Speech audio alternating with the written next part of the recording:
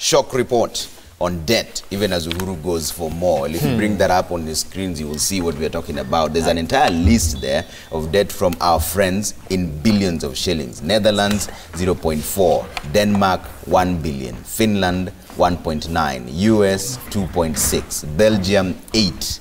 Italy, 15.6. Germany, 35. France, 62.2. Yes. Japan, 104.7. Remember, that's in billions. That's in billions. That's in billions. And China has the lion's share. Honorable Halwale has raised an interesting point. He's asking, where's the UK? Yes. In all this, I think that's been Kenya's biggest trading partner over the years. You know, even though China is now currently the largest in terms of numbers, Kenya has been dealing with the UK for a long time. So the surprise there that there's no money owed. Exactly. So from quick math here, that may be a bit devastating for the people, vexatious to the heart, as they say, is the country's appetite for debt means it will now take 45 million Kenyans to work for 8 months without spending on anything else to repay the 5.4 trillion we currently owe. Without spending on anything else. So no housing levy, nothing, just 8 years. Yes. My goodness. Pay up all what we owe right now. And it's more than, it's around 54% 54%, of the GDP, yes, which is way more than the recommended number by IMF. Because you know, other African countries are looking at about 42.1% or so. Let's get quick reactions from our guests, and we have also Eric Kiraithe, the government spokesperson, who's joined us, and shortly we'll be revealing him here. He's just settling in. But Daisy, we can probably start with you. Get a quick reaction. Or Trevor, just one last thing you want to bring in? Yeah, before we get into that, there's still at the front page of the Standard, counties with the worst child mortality. So a research by KEMRI says children born in Homa Bay County are 4 times likely to die before the age of 5 compared to those in Nyeri County. So this is just on the Health Digest of the day of the business of the Standard. So this is also not a very good show, considering we're looking at universal healthcare. That's right, part of the Big 4 agenda. Let's get quick reactions now. Daisy is ready and raring and waiting. Shock report. Are you shocked? No, I'm not shocked, because I think that the issue of debt has been one that has been raised severally, and Kenyans have been very worried. And I think it's important to say, of course, we know that governments do borrow for development, but what we are not seeing is commensurate efforts in ensuring productivity within the country. We're also not seeing how this debt, or the infrastructure that you know, being entered into debt for, is going to have a ripple effect on our economy towards generating that productivity. So that is actually what is worrying people, because you look at how the government is going about taxation, you can see that there's a scramble for money. The government is looking for every which way to tax Kenyans, and Kenyans are already overtaxed. So it doesn't augur well for us as a nation when we continue to enter into debt while our productivity continues to decline. So that should worry everybody, because we're going to get to a point where at the end of the day, perhaps, as has been alluded by many, and we have seen it happening in other jurisdictions, where we begin to lose very strategic installations to our debtors. And you know that there's been questions that have been raised around the debts to China, because there's global concern about the way China is contracting many of these projects, and it is being called debt diplomacy, where and a debt trap, where countries that have been heavily indebted to China because of borrowing for infrastructure development end up losing very strategic... They surrender a pound of flesh. More than a pound of flesh. More than a pound of flesh. And you see, there are so many non-disclosures within these contracts. I remember the roundtable that the president had at the beginning of the year, at the end of last year, with journalists. One of the journalists asked about the debt, asked the president about the debt, and what is it that we've given as collateral to secure those debts. Have we given our ports? Have we given our airports these strategic installations? These are questions that were asked. The president said that he would make public the contract. And it is now 4 months down the line, we still, the contract is not public. And people are concerned, and rightfully so, because remember that the government enters us into debt. This is not a personal debt that the president is incurring.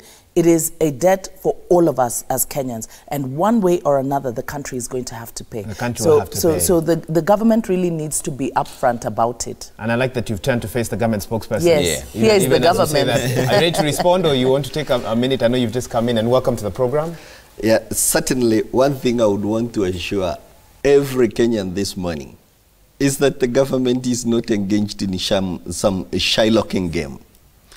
The fact of the matter is that we have debts which have been very well analyzed. Every calculation has been made very, very well. We will build, and we have the capacity to pay. And let us not take collateral in the simple sense of Honorable Halwale here mortgaging his shamba for a loan.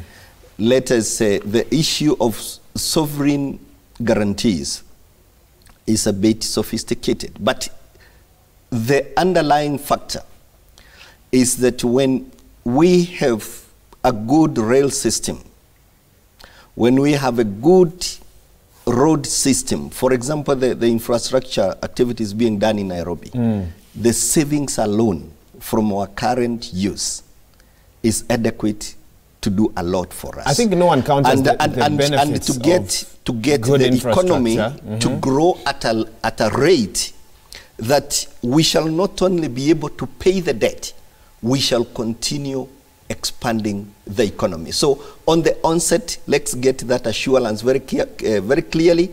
We have, I don't know why people don't have confidence in our financial experts. We've seen what's happened in other countries. Let me tell you, Wahiga. Yes. I don't have a list of the countries you are so alarmed about, but there is the Sri Lankas, the Zimbabweans who've had to go back to the Chinese and renegotiate. Even when you look at our political setup, our historical moment, we haven't had Tamil tigers here, and sorry to say, we haven't had a Mugabe here, and we are not hoping to have one. Even the political direction of this country is in firm hands. There is only one thing for every Kenyan to fear: corruption. If this money is applied prudently and diligently on what it is being borrowed to apply, it will grow the economy. We shall be able to pay it, and therefore we shall achieve two things: a better standard of living, a faster growing economy, and that is the bottom line. Okay. So as my it stands sister right now, moving from Westlands and reaching airport in 2 hours is not a factor to grow the economy. Moving huge tonnage on bitumen roads is a way much more expensive affair. You should see what it costs. I wish I had come with those statistics. What it costs the economy, the kind of, rather not very advanced situation we are in infrastructure, is costing the economy in a way that is stifling the development of Kenyans, stifling our, collective aspiration to have a better standard of living. Okay. Stifling commerce in a manner no debt can do. Okay, so Senator, what do you make of this? Are we able to pay back, like Mr. Kiraitha is saying? I think the person who can speak to that with authority is maybe the government spokesperson. I want to agree that there is nothing wrong with borrowing. In fact, just about every working economy of every nation borrows. However, there are sticking issues, which I hope that our government spokesperson can have time to speak to this morning. The first one is, for example, why do you make it so difficult to make a full disclosure of the agreement? Opaqueness. Yeah. Full disclosure, so that important issues like what my sister has spoken to, including collaterals, can be spoken to so that people are at peace with themselves. That, maybe we are getting this money, and should there be something that does not work, probably our port of Mombasa or our Jomo Kenyatta International Airport might be taken. Why don't you make a full disclosure? Number two, having borrowed the money, even before you worry about the corruption, which all of us as Kenyans are agreed with. Why is it that upon borrowing that money, you do not allow local companies and local experts to be the ones who are at the implementing stage of the project? I do not understand why a government with experts like yourself would borrow money from China, then allow Chinese companies exactly. to do jobs that can be done by local companies. Allow Chinese engineers to supervise projects that could be supervised by engineers from the University of Nairobi and other universities who are here. Let me tell you, and I think you know, that countries like the United States of America, after the Second World War, through these huge infrastructure projects, because the projects were built by American companies, the fact that they might have borrowed some of the money from the World Bank and elsewhere, notwithstanding, it is the reason why the infrastructure in Canada and America is not just superb, but it enabled the economy to grow. Why don't you admit it, that you don't know what you are doing? You are allowing you are allowing a good investment like the one you have to grow the economy of China, to solve the challenges of unemployment of China instead of helping Kenya. Now, briefly, please. You've given a good argument. Just one little thing. You've talked about taking hours to go to and from the airport. We all share that people must transact their business always with an eye on time. We agree with you. Yes. Now, when you come to us as government and you tell us that your biggest problem is corruption, what do you expect Wanjiku to do? Is it Wanjiku's business that you fix the problem of corruption? And finally, this coming only 4 months, not 4 months, a few weeks after the president made the State of the Nation address, why didn't the president take the provision of the Constitution on the State of the Nation that demands that he discloses to the National Assembly, joint sitting, the commitment that his government has made our country to? Why didn't he speak to it, if it is as noble as you are? Maybe it is because they wanted to go to China with Raila a few weeks later to go and cut deals. I don't know. We are noting the questions. Let Daisy come in so that you respond adequately. And I want to add that aside from the jobs, we're also looking at Kenyans being able to supply materials to these infrastructure projects. And if I recall, a few years ago, the president actually made a commitment stating that whatever international agreements we would have with partners for infrastructure development, at least 40% of materials must be sourced locally. So what we have now is infrastructure that is being built, conceptualized by China, because the Bridge and Road Initiative is actually a Chinese project. It's a Chinese project aimed at expanding their reach for the supply of their goods to the global community. So how do we benefit from it as Kenyans? Because if we are not growing our manufacturing sector, and we are not growing it, because even the Kenya Association of Manufacturers have released reports of very worrying trends, decline in manufacturing. That's one of your big four. That's one of the government's big four agenda. If we're not growing our manufacturing sector, what are we going to export? Are we creating infrastructure for China to import their goods to us so that we become a dumping ground for them? So there's so many questions here, and we're not disputing the fact that we need infrastructure. We saw the government of Mwai Kibaki engage in huge infrastructure projects that have been very beneficial to us today, opening up the country. So we're not disputing that. We're not disputing that we need a more modern rail system, and we need to save our roads, from the damage that has happened over the years, remembering that Kenya is one of the premier gateways to East and Central Africa. So, of course, we are able to use our ports and the railway system to be able to ferry goods, inland.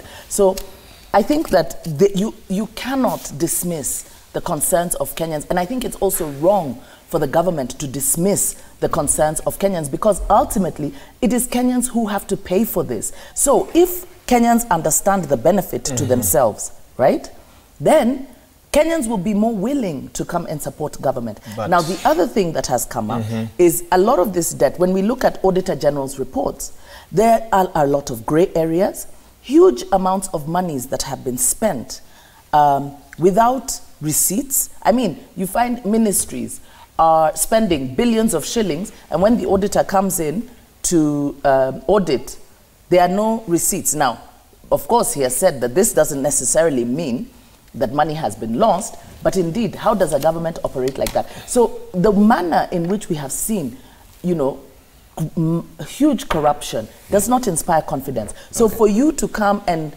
tell us in a very nice way that we should be confident about what the government says, many of the experts, economic experts, have raised many issues around the issue of debt in Kenya. And remember, we have huge unemployment. How come these huge, you know, infrastructure projects are not catering for our unemployed youth? So there are very many things that Mr. Giraithe respond to all these things. Mr. Giraithe, as you also respond, you know, the control of budget also said that you're going to spend 61 billion out of possible 100 billion collected. That is more than half of the taxman's collection. These are very many questions. Yes. And maybe this is why we have a government spokesman.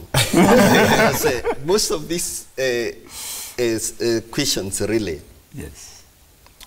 Maybe I would start by taking responsibility that we should have a more vigorous public communication function as support to all government services, and we are working on that. We have a task force now commissioned by the ICT Ministry working on this particular function, because there seems to be a very big gap between what the government is doing, its intentions, and the awareness of the public. The second thing I would want to tell my sister here and everybody is that unemployment is a very big, about local professionals, their quality of work, the situation of unemployment is a very big phenomena. It is not something which has just come. And I will tell you, one of the solutions to the current unemployment rate is certainly what you are seeing Professor Magoha rolling out. Competence-based education system. Employments are determined by needs. I can tell you that about 2 years ago, we had to allow some companies to bring in welders. And therefore, the government is because very much... there were no welders in the country that could do that job. They were not enough. That's a fact. I'm sure those who have been in the news and following these things know that. Just welders. We are not talking just somebody who will do you something and then tomorrow it is in pieces, but a welder who can do it right. Then the issue of supply of local goods. Okay, allow me to interrupt you briefly because we have a call on the line. Ibrahim from Mombasa. I'll allow you to carry on local goods just now. Ibrahim, good morning. What's your question or comment, please? Yeah, good morning, habari yenu? Salama kabisa. Labda wewe? Mzuri sana. Mimi nilikuwa nataka kuambia kitu kimoja boss. Unajua kuna ile kitu inaitwa government spokesman, police spokesman. Hawa watu hata usiwalete hapo, hakuna kitu wanazungumzanga boss. Lete mwananchi spokesman yule. Nataka tu kwanza hiyo ibadilishwe, watu wanakulanga mshahara tu. Lete mwananchi spokesman ndio atatuzungumzia sisi kama ambao alwale na huyu mama yuko hapo. Okay. Sisi tunalipa madeni, tunalipa deni mpaka sasa hivi na tunalipa kwa sababu ya ufisadi. Hakuna kitu kibaya kama ukopesha alafu ulipe. Sasa unafaidika nini kama unakopesha ulipe deni? Watu hapana, pesa ngapi zinalipa? Ibrahim, wacha nikuulize swali kwa sababu spokesman ako hapa. Ungependa kuambie nini so that you know that he is working? Because right now if you feel like he's not working, akwambie nini? Tunataka atuambie ile pesa inakopeshwa na ile pesa inaliwa, bilioni zinaenda kwa damu za urongo, bilioni zinaenda kwa makanisa, bilioni zinaenda wapi? Hizo pesa zingekusanywa, zingelipwa, hayo madeni yangepungua. Okay, asante sana Ibrahim. Spokesperson, more questions. Wacha kujibu Ibrahim kwa sababu anaonekana amekerwa sana na ni haki yake kukerwa na kila mtu anafaa kukereka na hali iliyoko, lakini nafikiri bila shaka serikali imeonyesha kwa vitendo. Tulichagua kama serikali hatutaendelea kuongea kuhusu ufisadi. Nafikiri bila shaka serikali imeonyesha kwa vitendo na itaendelea kuonyesha, na ni vitengo zote za serikali, hata kitengo cha mahakama, kwamba tunataka kuangamiza ufisadi once and for all. And I think Ibrahim and every other Kenyan should really have confidence that we are bringing that to a full stop. He's concerned that you're not giving him the answers he wants. How much money has been used? How much money has been lost on corruption? How much money is owed in debt? Nafikiri vitendo vya AACC, ingawa ukiniita nikuje na takwimu, nitakuja na takwimu yote na nitaonyesha Wakenya kwamba ni pesa ngapi zinachunguzwa jinsi zilienda, ni pesa ngapi tunaamini zilipotea, ziliibiwa na nani, na tunachukua hatua gani kuhakikisha kwamba hizo pesa zimerejeshewa Mkenya, that the money has been restituted to the right owner, who is a Kenyan. Whether they go to pay debt or to pay medical services, it is the money of Kenyans, and Eric Halwale cannot put it in his pockets. I think the government is more than clear about that. On the issue of local supplies, I think the president's, to the furthest extent possible, the president's directive has been diligently enforced, and it is working. I don't know any Kenyan with materials who has followed the laid down procedure and failed to supply. It's only that we must bear in mind that for projects to be useful to achieve the intended goals, they must be on time and they must be within budget. And therefore, if you are required to supply 100 tons of steel and you are going to take the next 1 year to roll it out, then you will disrupt the cost, and therefore we are only going to take what you can give. Diplomacy, as it were, is a matter of reciprocity. I wouldn't have wanted to be the person to say that, but Halwale is an old politician who will tell you that we would not have expected bilateral support from China and given nothing back. It doesn't simply happen. What do you mean by giving nothing back? If what we can supply, they bring it. What I mean is that she had alluded to very strong statements that it is a kind of a colonialism vehicle. Too bad. That is what international relations is about. So occasionally, so what are we giving back as it is? Even the government spokesman must be honest. Yeah. What I can tell you is that the political, the economic experts have done a cost-benefit analysis, and any engagement the government of Kenya takes on a balance of probabilities, we always assure ourselves that in the interest of the Kenyan, the interest of Wanjiku, will have a bigger balance in terms of who wins more. It's only that in international business, for example, when we buy their goods, we are giving back. When some of the engineers come here, we are giving back. But at the end of the day, can I interrupt you? On a cost-benefit analysis, the greatest benefit goes to the Kenyan, not only today, but also in future. But can I ask you a question? When you say that when we buy their goods, so if we buy their goods to the detriment of our local industries, how do we benefit? Because they are able to produce faster than we can, in larger quantities than we can. So you say that when we buy their goods, we're giving back. Agreed. But must it be to the detriment of our own industries? Okay. Is there no balance in terms of that we will buy some of their goods, but we have to protect our industries as well? Okay, then let him respond to that. We are heavily protecting our industry. And that's not what the traders who were on this table yesterday said. It's an issue of the egg and the chicken. For us to be able to produce faster, we must be able to build our infrastructure. And therefore, you cannot expect to have a roof where you have no foundation. And Kenya, the pain of foundation must be paid. You're not convincing Daisy. She's I'm not convincing her. Maybe let us be specific. Yes. Which is these goods we think are cheaper, more convenient, we have locally, which has been ignored? For example, let me help you. Help me.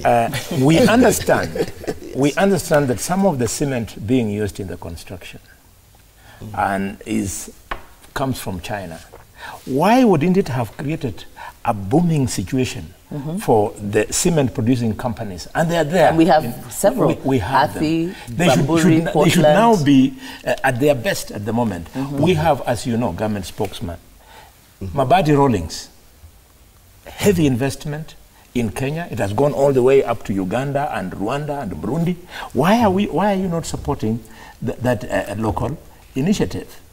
And so that we don't take ile simu ambayo imetoka kwa Abraham lightly, he would like you to tell us why you do not normally come out on important national issues and take a position so that the country can hear from you kwamba hakuna shida. Let me give you an example. The issue of corruption in dams has been a major issue in this country.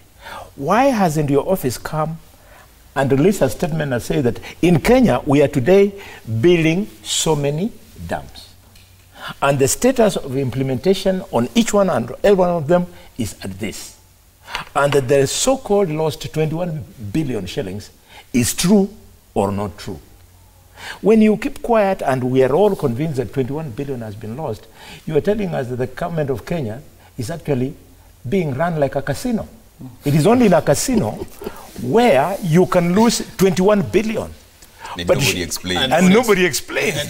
But in a country like Kenya, yes, where there's a government, the loss of 21 billion should actually be the trigger for the admission of the government that we cannot run government, we should be replaced. Hang on, Before you write the answers, I would like to ask, especially when you talk about skills. Briefly, please. It is true that there is a deficit of skills. But that is not, while the competency-based curriculum is a long-term, what about the existing labor force that is unemployed? What have you done? For instance, the government should be able to tell us, while we were not able to get enough welders, we brought in experts or welding experts from China or wherever you brought them from, and we have trained now a pool of, let's say, 3,000 welders, 4,000, 10,000 welders. What is the government doing in terms of being able to build skills right now with a latent labor force from the unemployment pool?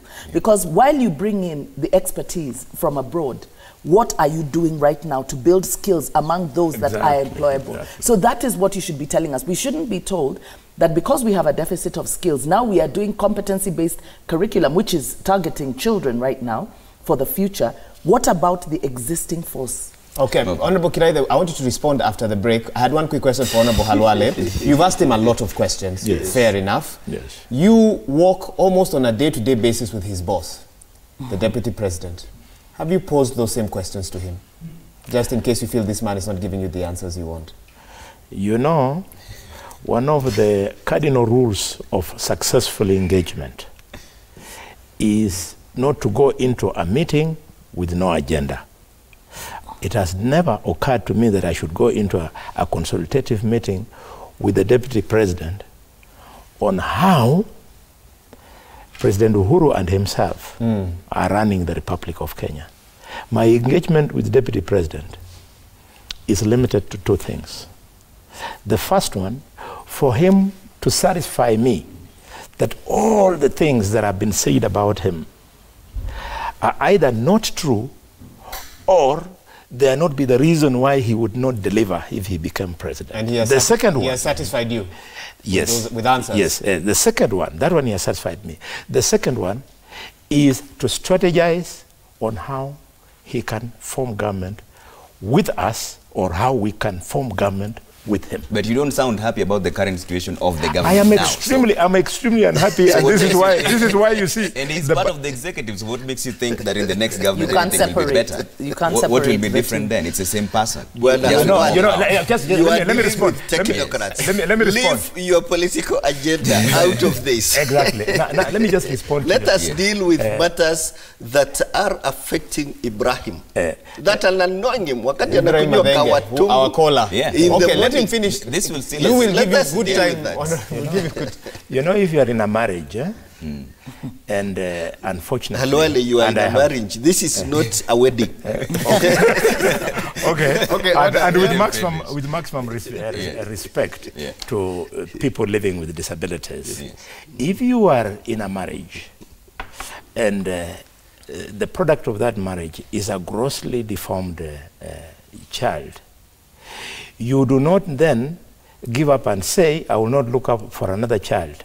You continue looking for another child knowing that you'll get a better child. So we know that this government is full of deformed children, but that does not mean that the woman who is supposed to give birth to them will not give birth to a good child in 2022. And this is why the courtship is still going on. And I like to hear what Daisy thinks about that. And it was with I think it's a cop-out. This is now politics. You know, this is the forked tongue of the politicians. It's just politically expedient for So when he asks the government spokesperson questions, you don't. I think you've rightly put it, that he works on a daily basis with the deputy president.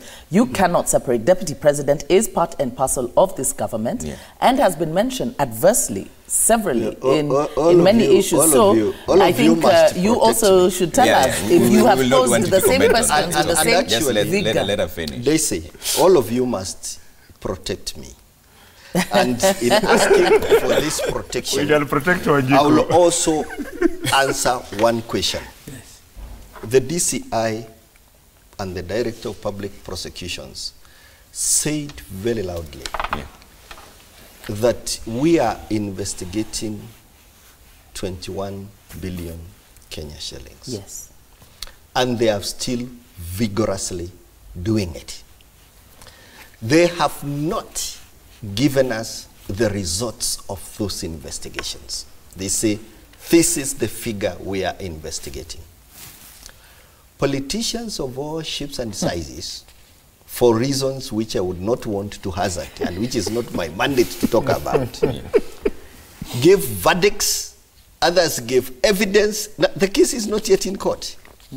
What I would want to tell them and to tell every Kenyan is that if you have evidence, give it to the investigator or wait and produce it in a court of law. All right. Fair enough. And it will be unfair to expect the government spokesman to come here and comment on an ongoing investigation. Fast forward, if Alwale wants me to tell him where we are with the dams, how many have succeeded, how many are we completing in the next 6 months, and how will that benefit Wanjiko, that is a challenge I am willing to take because it is my responsibility. So you accept it? All right. Yes, that is, I accept it. We need to give Kenyans with a lot of clarity. Although I know the line ministry has been doing that very well, we can come in and give it extra time. We give it extra mile. You have had also the presidential delivery unit, even in our local FM stations, giving these updates. All right. That not every project is subject to investigation. There are very many projects which are going on according to design, on budget and on time, and which will move this Kenyan to the next level. Okay, let's take a quick break here on Daybreak. But when we come back, the conversation still continues. And the question we're asking, if you can bring up that question, is, do you feel included in government initiatives? That's a question right up there. Do you feel included in the government initiatives? SMS 22422, the hashtag is Daybreak. You can call in live as well, 0719 777 0742961343. This is coming after a series of hashtags that were always tagged resist. Resist housing levy. Resist huduma number. Tumechoka. So when we see that from the people, and you're admitting that there's a bit of a disconnect when it comes to information to the people, and the Constitution outlines public participation. Where is this participation? Do the people feel like they participate in the issues that affect them? Otherwise, you wouldn't be seeing all this resistance. And when you come back, we'll also be talking about the Huduma number. Now the MPs want to kick out the same farm that is registering people as we speak. Why now? And what does that mean? We'll talk about that also when we the come census back. is coming up in August, doing almost the exact same thing that the Huduma number is doing. And I heard a politician recently talk about a referendum in early next year. My goodness. And you still need your ID, even after the Huduma number. We'll be Anyway, right back. let's talk about that in You're just a watching bit. Daybreak.